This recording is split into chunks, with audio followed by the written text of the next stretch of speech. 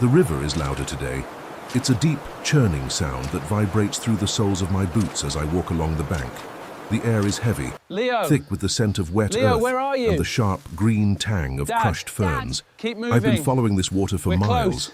looking for a place that feels Oh right. my God. And then I see it, half What is submerged in that? the silt, draped Oh. in layers of moss and What creeping happened vines, here? is the silver ghost of I a never thought giant. I'd find this It's here. an old freighter been plane, lost for decades. its fuselage battered but Look at it. intact, The moss, resting it's in the taken crook of the over. river as if it chose this spot to sleep decades ago. The metal is cold under my palm when I finally reach it. A dull, rhythmic thrumming passing from the current into the aluminum skin. It's perfect. It's not just a wreck, it's the skeleton of my new home. I spend the first hour just listening. I listen to the way the water laps against the wings and the way the wind whistles through the open cargo door. This is where I'll build. The first step is the hardest. I need to lift this giant out of the mud. I start by gathering stones from the riverbed. Large, I've got it. smooth granites Just a that have little been further. rounded by 1,000 years of current. Each one is a struggle to lift. The There. cold water numbing have my it. fingers as I reach into the shallows. I can feel the grit of the sand beneath my fingernails and the slick moss. That makes the rocks want to slide it from my steady. grip. I carry them one by one to a clearing Almost just 10 there. feet from the water's edge. I clear the brush first, the swing of my machete making a rhythmic swish thud as the tall grass falls. The earth here is soft, so I dig deep. The shovel bites into the ground with a satisfying crunch, cutting through roots and turning over rich, dark soil that smells like ancient history. I lay the stones in a wide, circular foundation. It's slow work. Every stone has to be leveled. Every gap filled with smaller pebbles I find in the shallows. My back aches, but it's a good ache. It's the feeling of something beginning. Once the stone base is set, I move to the forest. I need timber, massive, sturdy logs that can support the weight of the fuselage. I find a stand of fallen cedar further up the ridge. The wood is seasoned, dry, and smells heavenly when I notch into it. I use a handsaw, All right. the blade singing as it moves back That's and it for forth, today. producing a pile of fragrant, pale sawdust Good that work. clings to my sweat-dampened skin. Zip-zap, zip-zap. The sound is hypnotic. I drag the logs down to the site, using a system of ropes and pulleys I've anchored to a nearby oak. The rope groans under the tension, a tight, vibrating sound that tells me how much weight is being moved. I feel the strain in my shoulders, the way the fibers of the rope bite into my palms. But when the first log slides Keep into it place steady. atop the stone foundation, the thud it makes is the most That's it. rewarding sound in the Almost world. there. I notch the logs by hand, using a Hold. mallet and a sharp Hold. chisel. Tuck, Don't give. tuck, tuck.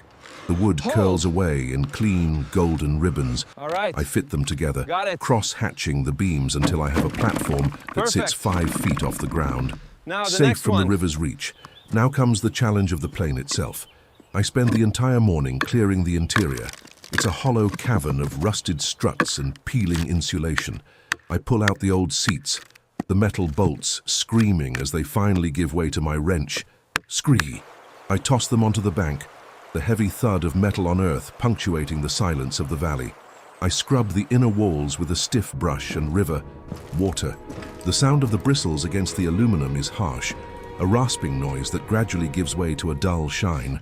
I can see the potential now, the curve of the ceiling, the way the light from the cockpit windows hits the floor. It's beautiful.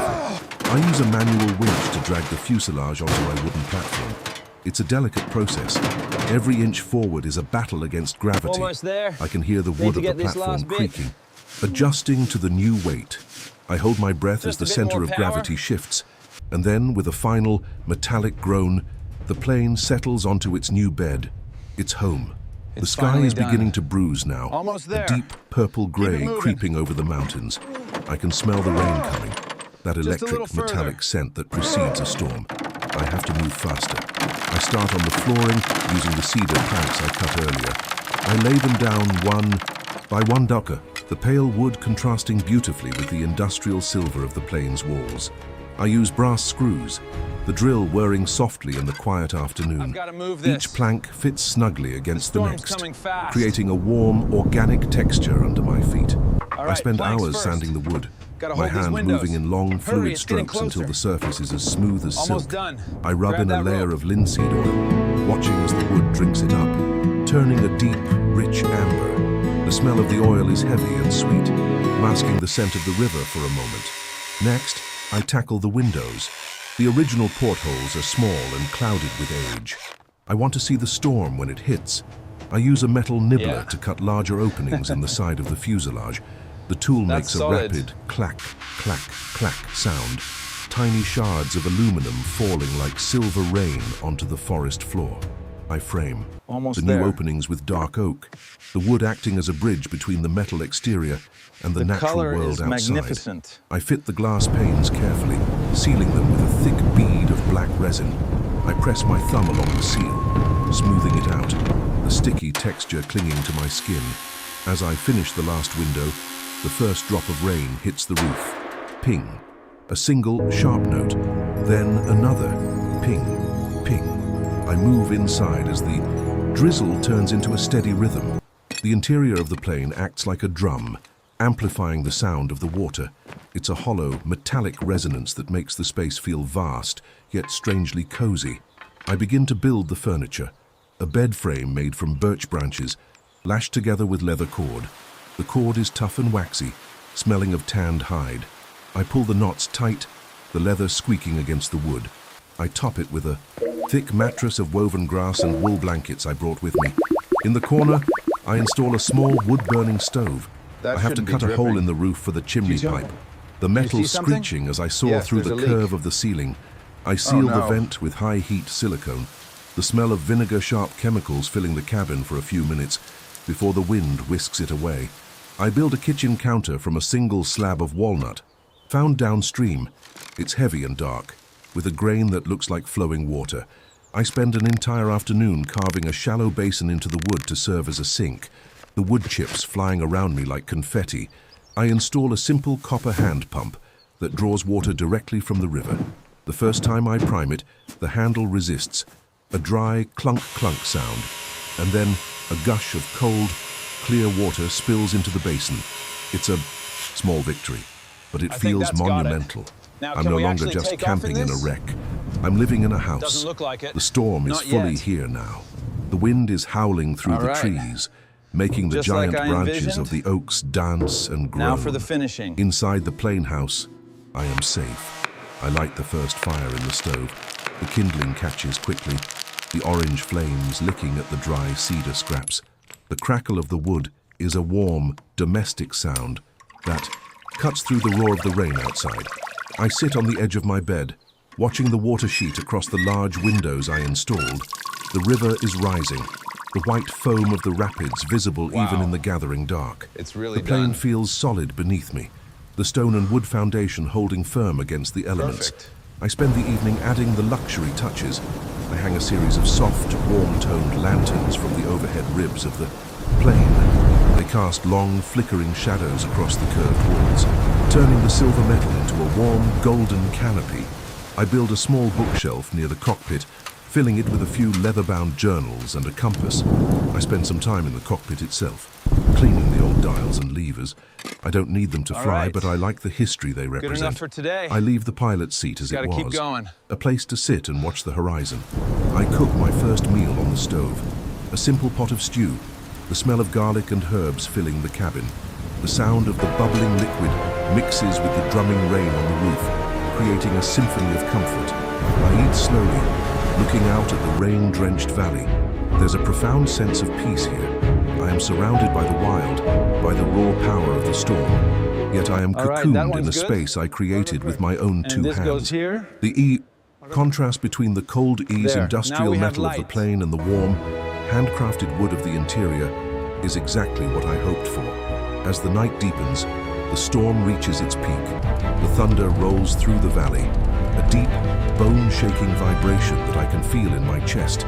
Lightning flashes, illuminating the river in a strobe-like blue-white glare. In those moments, I see the trees bending, the water churning, and the sheer scale of the landscape. And then it's dark again, save for the glow of my fire and the soft light of my lanterns. I climb into bed, the wool blankets heavy and warm. The rain is a constant roar now, a white noise that drowns out everything else. I feel the slight rhythmic sway of the plane, Not a dangerous movement, but a gentle reminder that I am perched on the edge of the world. I think about the journey that brought me here. The hours of dragging stone, the sweat of the saw, the frustration of the winch. It all feels distant now, transformed into the solid reality of this room. Every notch in the wood, every screw in the floor is a memory of effort. I close my eyes, listening to the fire die down to a soft hiss and the rain continue its tireless work outside. Tomorrow, the sun will come out and the river will be calm again. I'll go out and gather more wood. Try maybe build a deck that extends over the water. But for tonight, this is enough. This metal bird has found its final resting place, and I have found mine. The man and the machine, resting together beside the river while the storm sings us to sleep. I wake up while the world is still blue. The rain has stopped, leaving behind a silence so thick it feels like a weight. The only sound is the rhythmic drip, drip, drip from the eaves of the plane house onto the saturated ground below. I stay under the blankets for a moment, breathing in the scent of cold ash and damp cedar. The air inside the cabin is crisp, but the insulation I tucked behind the wood panels has done its job. The warmth of last night's fire still lingers in the corners. I swing my legs out of bed, my feet finding the smooth, oil-finished planks of the floor. They feel solid, no creaks, no shifts, just the steady foundation I built. I walk to the large window I framed in oak. Outside, the valley is transformed.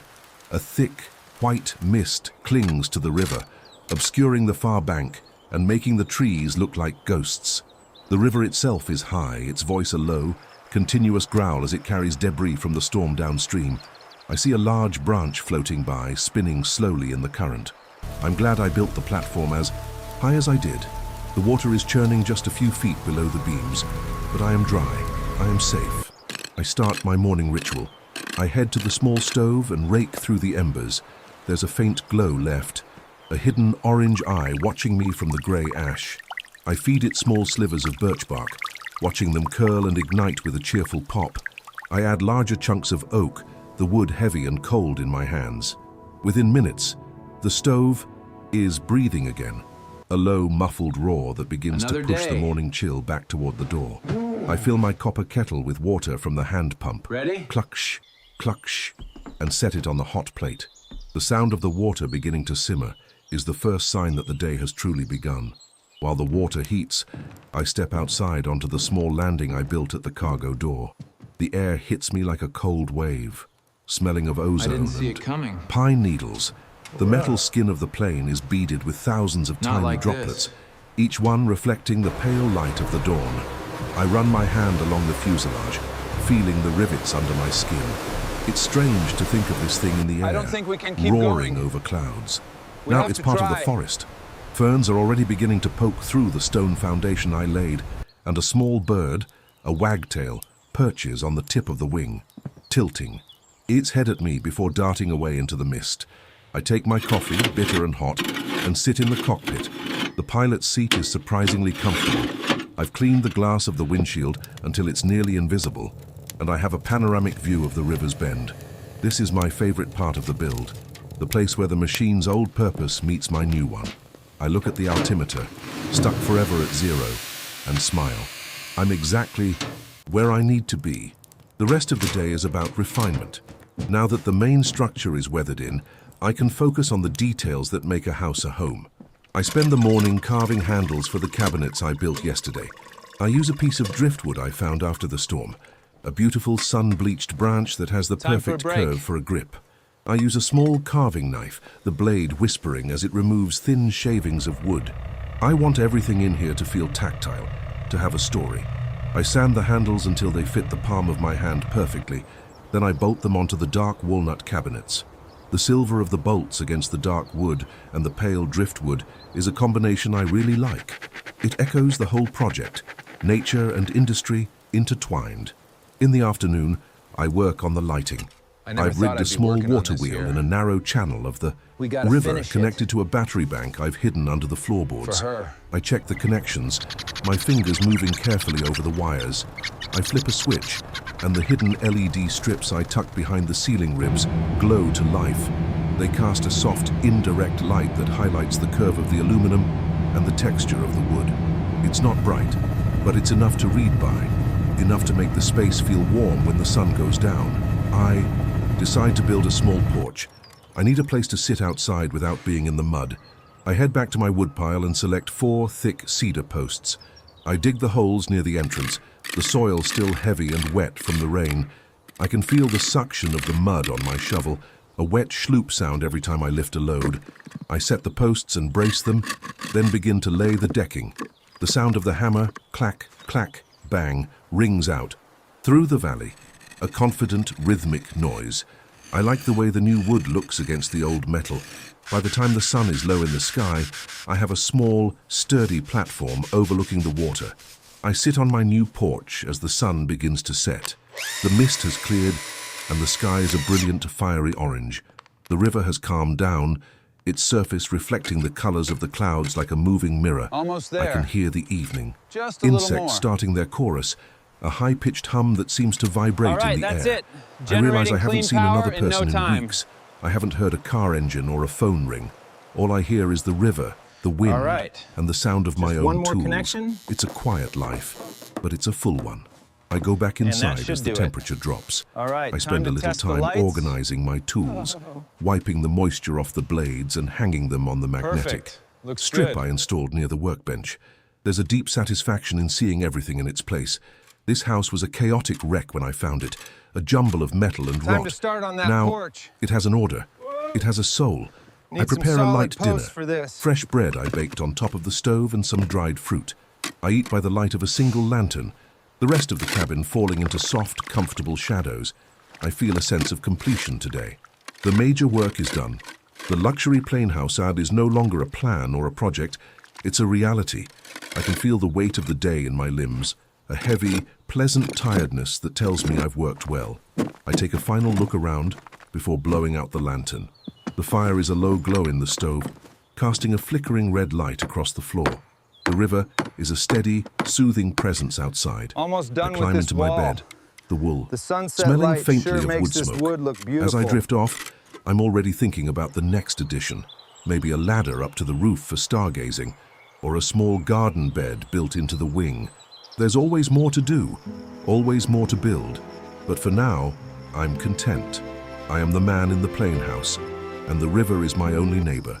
I close my eyes, and the sound of the water carries me away into a deep, dreamless sleep. The morning sun hits the aluminum skin of the plane, and for a moment, the whole structure seems to glow. I wake up to the sound of a woodpecker drumming on a nearby tree, a sharp, staccato tap, tap, tap, tap that echoes off the fuselage. I don't rush to get up. I lie there, watching the dust motes dance in the shafts of light coming through the windows. The air is perfectly still. Smells The like a good violence of the night. storm 2 nights Just ago need to feels like a slice dream. this. Something from another lifetime. Looking forward to it. I spend the morning on the wing. I've decided to turn the right wing into a sort of elevated terrace. The metal is wide and flat enough to walk on, but it needs a surface that isn't slick with morning dew. I spend hours carrying thin slats of larch wood up a ladder and laying them across the wing's surface. I use a specialized adhesive that bonds wood to metal, the smell of it sharp and industrial. I lay each slat with a half-inch that gap smells between like them, fire. creating a beautiful striped pattern that follows the curve of the wing. The sound of the slats Good being night. tapped into place, tock, tock, tock, is light and rhythmic. By noon, I have a wooden boardwalk that stretches 20 feet out over the river. I stand at the very end of the wing looking down. The water is clear now, and I can see the rocks on the bottom, golden and green in Almost the there. sunlight. I feel The like sun I'm is hitting it. floating. To my left is the silver body of the plain, and to my right is the endless green of the forest. It's an incredible vantage point. I decide to build a simple railing out of thick nautical rope and copper pipe. The pipe is bright and shiny, but I know the river air will soon give it a beautiful green patina. I thread the rope through the pipes, the rough fibers rasping against my palms. It's a sturdy, handsome railing that adds a touch of ship-like elegance to the Yes. plane. Inside, This is it. I focus on We'll the build the luxury elevated part of the terrace build. right here, I want a using the place to wing. truly relax. It's perfect. I spend the afternoon building a built-in sofa along the curved wall opposite the stove. I use the remaining cedar for the base, creating deep drawers underneath for storage. I hear the satisfying thunk of the drawers sliding home on their wooden tracks. For the cushions, I use thick foam I salvaged from the Just like that. plane's original seating, but I recover them in a heavy, charcoal grey linen. That's a The beautiful fabric curve. is cool and textured, a perfect contrast to the warm wood. I add a few wool pillows, and suddenly the cabin feels like a high-end retreat. I spend some time in the cockpit again, this time with a specific goal. I want to turn the co-pilot's side into a small writing desk. I fit a piece of polished maple over the old instrument panel, leaving the most interesting gauges exposed through cutouts. It's a beautiful piece of engineering, natural Still wood needs a lot of meeting work. mid-century aviation tech. So much work I to sit do. there for a while, just running my fingers over the smooth wood and the cold glass of the dials. I think about the stories these instruments could tell, the places they've seen. Now they'll watch me write my own story. As the afternoon fades, I realize I'm almost out of firewood. I head out with my axe is the weight of the tool Well, that's familiar done. and balanced in my hand. I find a deadfall oak a few Perfect. hundred yards away. Perfect. The wood Just is in hard time. and stubborn, and every swing of the axe sends a sharp crack through the trees. Almost I there. can feel the sweat return, the sting of it in my eyes, but it's a satisfying job. labor. I split the logs into neat quarters, the wood revealing a beautiful, tight grain inside. I carry the loads back to the plane house, stacking them neatly under the platform. The sight of a full woodpile is a special kind of security. It's the promise of warmth for weeks Almost to done come. now. I take a It's looking bath in the perfect. river. The water Just is need to fluff these bone-chillingly last cold, few. but it's incredibly refreshing. Cozy. I scrub away the dust All right, and the sweat, perfect. Just the like I sound of the envisioned. rushing water filling my Now, ears. to When I write. climb out, the air feels warm by comparison. I dry off and head back inside, the smell of the forest clinging to my skin. I change into clean clothes, a simple linen shirt and trousers, and feel like a new man. For dinner, I catch a trout. I use a simple hand line I keep in the cabin, sitting on my new wing deck and watching the water. The fish hits the line with a sudden sharp tug, and for a minute, it's a battle of patience. I pull it in, the silver scales flashing in the twilight. I clean it on the riverbank, the sound of the water masking the small noises of the task. I grill it on top of the stove with some wild herbs I gathered. The smell is incredible, fresh, smoky and clean. I eat on the deck, watching the first stars appear in the darkening sky. The valley is quiet tonight. The river has dropped back to its normal level, and the sound is more of a lullaby than a roar. I sit on my sofa, a book in my lap, but I don't read. I just look around. I look at the way the lantern light hits the rivets in the ceiling. I look at the dark grain of the walnut counter. I look at the glow of the fire. I realize that I've built more than a house. I've built a sanctuary. I think about the people back in the city, living in their boxes of concrete and glass. They have everything they need, but they don't have this. They don't have the feeling of the wind shaking their walls or the sound of the river under their floorboards. They don't know the satisfaction of a notch that fits perfectly, or the warmth of a fire they built themselves. I feel a wave of gratitude for the plane I found, for the forest that provided the wood, and for the strength in my own arms. I move to the bed, pulling the blankets up to my chin. The plane house is silent, except for the occasional tick of the metal cooling down and the distant hoot of an owl. I feel a deep sense of peace. The journey from discovery to completion is over, but the journey of living here is just beginning. I am a man who turned a wreck into a palace, and tonight, the palace is warm, the river is calm, and the world is exactly as it should be. I close my eyes, a small smile on my face, and fall into the most restful sleep I've ever known. I wake up to a world of gold. The morning sun is streaming through the cockpit windows, filling the entire length of the fuselage with a warm, hazy light. I lie there for a long time, just watching the way the light catches the curves of the aluminum. It's a cathedral of metal and wood. I feel a sense of profound quiet, not just in the environment but in myself. The frantic energy of the build has settled into something deeper, a sense of belonging. I make my coffee and take it out to the wing deck. Thank you for this The river is steaming. In the morning chill, thin ribbons of mist rising from the water and curling into the trees. I see a deer on the far bank, its head down as it drinks from the shallows. It doesn't see me, or maybe it just doesn't care. I am a part of the landscape now, as much as the fallen trees or the boulders in the water. I stay very still, watching until the deer eventually melts back into the shadows of the forest. Today is a day for small things, I spend the morning polishing the exterior of the plane. I use a mixture of oil and fine ash, rubbing it into the metal in long, circular motions. The sound is a soft shh, shh, shh, a meditative rhythm that occupies my hands while my mind wanders. Gradually, the dull, oxidized surface begins to take on a deep, satiny luster. It doesn't look new. I don't want it to look new, but it looks cared for. It looks like it has a purpose again. I spend some time in my small garden. I've cleared a patch of earth between the stone foundation pillars and planted some hardy herbs and vegetables. I enjoy the feeling of the soil between my fingers, the cool, damp texture of the earth. I pull a few weeds, the roots coming away with a soft, tearing sound. It's a different kind of building, this, building life instead of structure. I find it just as satisfying. In the afternoon, I decide to create a path to the river. I gather flat river stones and lay them out in a winding trail from my porch down to the water's edge. I fit them together like a puzzle, the stones clinking softly as I move them. It's a simple addition, but it makes the transition from the house to the wild feel more intentional. I walk the path a few times, enjoying the solid feel of the stones under my boots. I spend the rest of the day just living in the space. I read for a while in the cockpit, the sun warming my back. I take a nap on the sofa, the sound of the river a constant, soothing backdrop. I realize that I haven't looked at my watch in days. Time here isn't measured in minutes and hours. It's measured in the movement of the sun and the rising of the tide.